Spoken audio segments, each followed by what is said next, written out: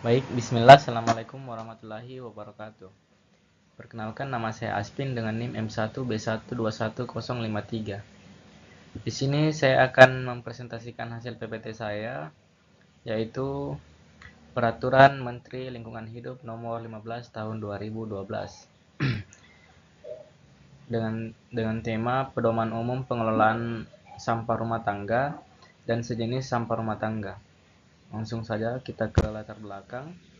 Yang pertama, sampah rumah tangga terus meningkat tiap tahun. Pengelolaan sampah belum terpadu di banyak daerah. Dibutuhkan standar nasional pengelolaan sampah permukiman dan mewujudkan prinsip pembangunan berkelanjutan. Lanjut, dasar hukum. Yang pertama, Undang-Undang Nomor 18 Tahun 2018 tentang pengelolaan sampah. Yang kedua, Peraturan Perundangan Nomor 81 Tahun 2012 tentang pengelolaan sampah rumah tangga. Yang terakhir, Kebijakan Nasional 3R, yaitu Reduce, Reuse, dan Recycle. Selanjutnya, tujuan Peraturan Menteri Lingkungan Hidup Nomor 15 Tahun 2012.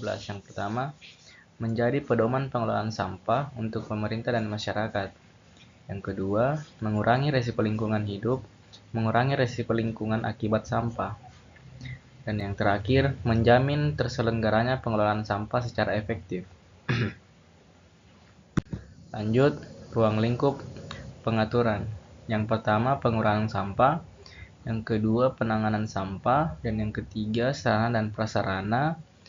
Keempat, peran pemerintah dan masyarakat. Dan yang terakhir, monitoring dan evaluasi pengelolaan sampah. Lanjut, konsep pengelolaan sampah. Sistem pengelolaan dari hulu ke hilir.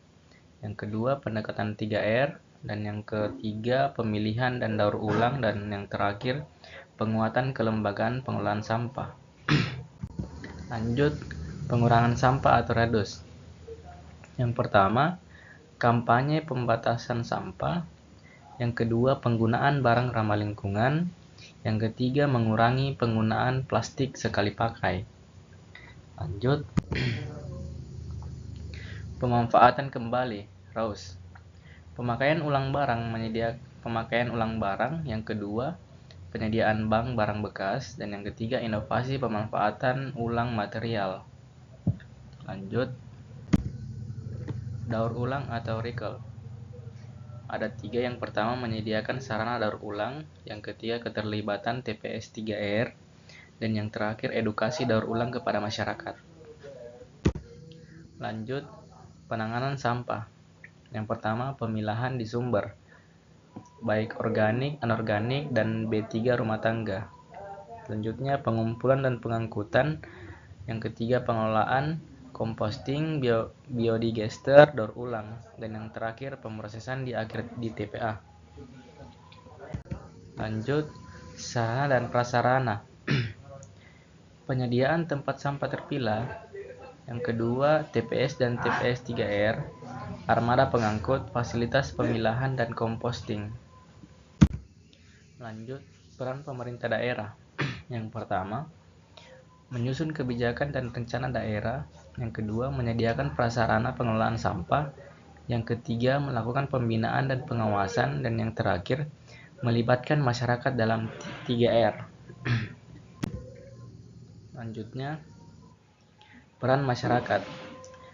Yang pertama, pemilahan dari sumber. Yang kedua, mengikuti program bank sampah, melakukan composting rumah tangga, dan menjaga kebersihan lingkungan sekitar. Lanjut, peran dunia usaha. Yang pertama, extended producer responsibility atau EPR. Yang kedua, mengurangi kemasan sekali pakai. Dan yang ketiga, mendukung kegiatan daur ulang dan bank sampah. Selanjutnya, monitoring dan evaluasi. Pengawasan berskala oleh pemerintah daerah, pelaporan pengelolaan sampah, evaluasi efektivitas program 3R. Selanjutnya, contoh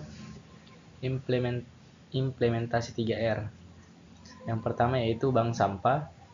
yang kedua TPS 3R, yang ketiga composting skala rumah tangga, dan yang terakhir produk daur ular berbasis komunitas. Selanjutnya tantangan pengelolaan sampah. Yang pertama, rendahnya kesadaran masyarakat. Yang kedua, keterbatasan fasilitas. Yang ketiga, pembiayaan yang belum memadai. Dan yang terakhir, minimnya data dan laporan pengelolaan sampah. Kesimpulan, yang pertama, Peraturan Menteri Lingkungan Hidup Nomor 15 Tahun 2012 menjadi acuan nasional pengelolaan sampah. Keberhasilan pengelolaan memerlukan kerjasama pemerintah, masyarakat, dan dunia usaha. Diperlukan penguatan sarana regulasi dan kesadaran publik. Itu saja mungkin hasil presentasi PPT dari saya, lebih dan kurangnya mohon dimaafkan. Wabillahi taufiq wal hidayah. Wassalamualaikum warahmatullahi wabarakatuh.